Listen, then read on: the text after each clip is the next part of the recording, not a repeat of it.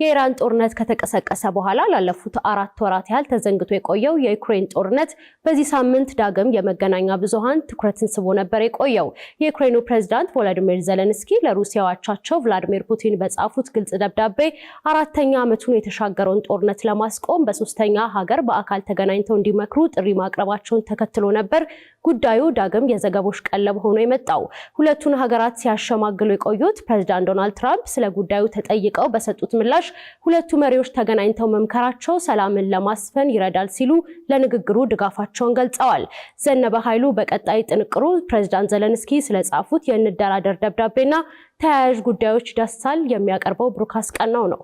ባሳለፍነው ሳምንት ከተሰሙ አበይት ዓለም አቀፍ ዜናዎች መካከል ፕሬዝዳንት ቮሎዲሚር ዜሌንስኪ ለሩሲያው አቻቸው ቭላዲሚር ፑቲን የጻፉት ግልጽና ዝርዝር ደብዳቤ በቀዳሚነት ይጠቀሳል። ዜሌንስኪ በዚህ መልእክታቸው 4 ዓመታት እንዲሻገር የተቃረበውን ጦርነት በንግግር ስለመፍታት ካልሆነ ግን ሀገራቸው ውጊያ ለመቀጠል ዝግጁ መሆኗን ነበር የጠቀሱት። ዜሌንስኪ ይህንን ጦርነት ለማስቆም ሁለቱ መሪዎች ያለ ቅድመ ሁኔታና መግደርደር በቱርክ ወይም በስዊዘርላንድ ፊት ለፊት ተገናኝተው መነጋገር እንዳለባቸው ጠቁመው ደብዳቤያቸውንም አሜሪካን ጨምሮ ለሌሎች ሀገራት መላካቸውን አሳውቀዋል። ለቃላትና ቋንቋ አጠቃቀማቸው ብዙም እንደማይጨነቁ የሚነገርላቸው ፕሬዝዳንት ዜሌንስኪ አብዛኞቹ ሩሲያውያን በዩክሬን ሚሳኤልና ድሮን መማረራቸውን እንዲሁም በጦርነቱ ምክንያት ለዋጋ ግሽበትና ነዳጅ እጥረት በመጋለጣቸው ለሰላም ዝግጁ ናቸው ብለዋል። ፕሬዝዳንት ዜሌንስኪ በዚህ ዘለግ ባለው ደብዳቤያቸው ከሩሲያ ባለፈ አደራዳሪያቸው የነበረችውንም አሜሪካንም ሸንቆጥ ለማድረግ ሞክረዋል። አሜሪካ ሙሉ ትኩረቷን በኢራን ጦርነት ላይ ማድረጓ እንዳስከፋቸው ፊት ለፊት የተናገሩት ዜሌንስኪ የአውሮፓ ጦርነት የአሜሪካን ትኩረት ዳግም እስኪስብ ድረስ ቁጭ ብለን መጠበቅ የለብንም ብለዋል። ፕሬዝዳንት ዜሌንስኪ በዚህ ደብዳቤያቸው የሰላም ድርድሩ መጀመር ያለበት ሁለቱ ሀገራት በጦርነቱ ሜዳ የያዙትን ይዘው መሆን አለበት ያሉ ሲሆን የድርድሩ ስኬት መለኪያም በድርድሩ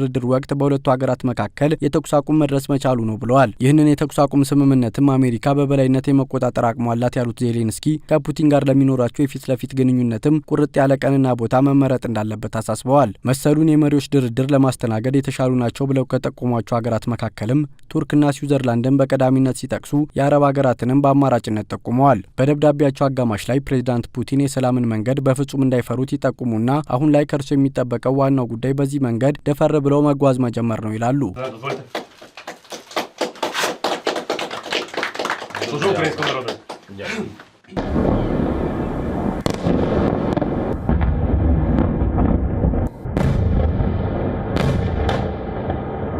ዜሌንስኪ በደብዳቤያቸው መደምደሚያ አካባቢ ደግሞ ማስፈራሪያ ነገር ጣል አድርገዋል። ሀገራቸው በመሪዎች ደረጃ በሚደረግ ድርድር ይህንን ጦርነት መፍታት እንደምትሻ ጠቁመው ፕሬዝዳንት ፑቲን እርሳቸውን በማግኘት ጦርነቱን ለመቋጨት ፈቃደኛ ካልሆኑ በጦር ሜዳ ይለይልናል ብለዋል። ዜሌንስኪ ጦርነቱ ከተራዘመ የፕሬዝዳንት ፑቲን መንበር መነቅነቁ አይቀርም ይሉና በሩሲያ ታሪክ እንዳየነው ደግሞ ሀገሪቱ ስትዳከም ብቻ ነው ለውጥ የሚመጣው ሲሉ ያትታሉ። የፖለቲካ ተንታኞች ስለዚህ ደብዳቤ እንደሚያብራሩት ከሆነ ዜሌንስኪ የተቋረጠው ድርድር ዳግም እንዲጀመርና በድርድሩ የሀገራቸውን የድርድር አቋም ዳግም ለማንጸባረቅ ያለመ መሆኑን እየገለጹ ይገኛሉ። ስለዚህ ደብዳቤ የተጠየቁት የክሬምሊኑ ቃል አቀባይ ዲሚትሪ ፔስኮቭ ደብዳቤው እንደደረሳቸው ጠቁመው ሀገራቸው ጉዳዩን እያጤነችው መሆኑን ጠቁመዋል። ሩሲያ ከዚህ ቀደም ለመሰሉ የፕሬዝዳንት ዜሌንስኪ ጥያቄ በሰጠችው ምላሽ ዜሌንስኪ ፑቲንን ማግኘት ከፈለጉ ሞስኮ ድረስ መምጣት እንደሚችሉ መናገሩ አይዘነጋም። ፕሬዝዳንት ቭላዲሚር ፑቲን ስለዚሁ ጉዳይ በአንድ መድረክ ባደረጉት ንግግር ሀገራቸው ጦርነቱን በኃይል የመቋጨት አቅሙ እንዳላት ገልጸው ነገር ግን የድርድር አማራጭ ከመጣ በምን መልኩ እንደሚቀበሉት ገልጸዋል። እኛ ፍጹም ዝግጁ ነን።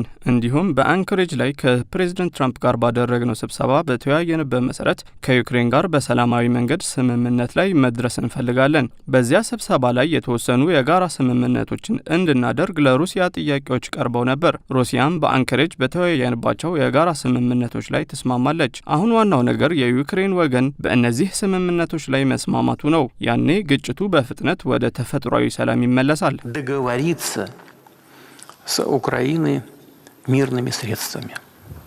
ሩሲያ በዚህ ድርድር ዩክሬን ወታደሮቿን የዶኔትስክ፣ ሉሃንስክ፣ ኬርሶንና ዛፖሪዥያ ግዛቶች ወታደሮቿን እንድታስወጣና የኔቶ አባል ለመሆን የወጠነችውን ሐሳብ እስከ ወዲያኛው ድጋፍ አድርጋ እንድትተወው ትፈልጋለች። ስለዚህ ጉዳይ በጋዜጠኞች ጥያቄ የቀረበላቸው የሁለቱ ሀገራት አሸማጋይ ሆነው የቆዩት ፕሬዝዳንት ዶናልድ ትራምፕ በበኩላቸው የሚሉት አላቸው። President Zelensky wrote a letter to President Putin. ማጋይ ሆነው የቆዩት ፕሬዝዳንት ዶናልድ ትራምፕ በበኩላቸው የሚሉት አላቸው። President Zelensky wrote a letter to President Putin.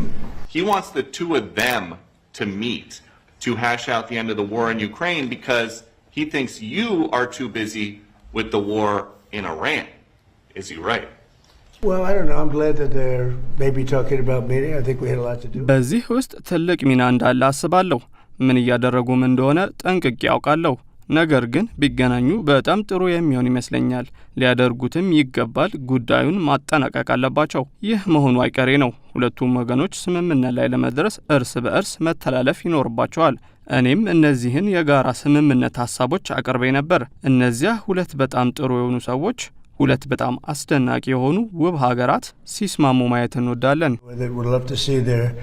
Two very good people, they're two very, incredible countries, beautiful countries. They've got to stop. ይህ በእንዲህ እንዳለ የአሜሪካ ሕዝብ እንደራሴዎች በዚሁ ሳምንት ነበር በሩሲያ ላይ ተጨማሪ ማዕቀብ መጣልና ለዩክሬን የፋይናንስ ድጋፍ መስጠት የሚያስችላቸውን እቅድ በአብላጫ ድምጽ ማጽደቁ የተነገረው። This vote, the yeas are 215 and the nays are 208. The concurrent resolution is adopted. Without objection, the motion to reconsider is laid on the table. ታዲያ ይህ የእንደራሴዎቹ ውሳኔ የፕሬዝዳንት ትራምፕ አስተዳደር ሩሲያና ዩክሬንን ለማሸማገል እያደረጉ ባሉት ጥረት ላይ ውሃ እንደመቸለስ ይቆጠራል እየተባለ ይገኛል።